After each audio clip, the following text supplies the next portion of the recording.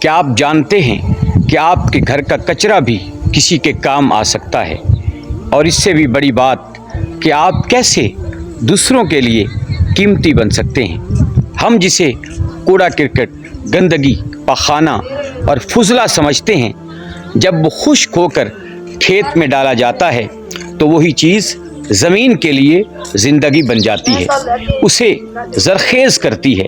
تو سوچنے کی بات ہے کہ اگر ایک بے جان، بیکار چیز اتنا فائدہ دے سکتی ہے تو ہم انسان، اشرف المخلوقات، کیا ہم اپنی زندگیوں سے دوسروں کو فائدہ نہیں پہنچا سکتے؟ اپنی ذات سے نکل کر اپنے دوستوں، اپنے معاشرے، امت مسلمہ اور پوری انسانیت کے لیے کچھ اچھا کر جائیں۔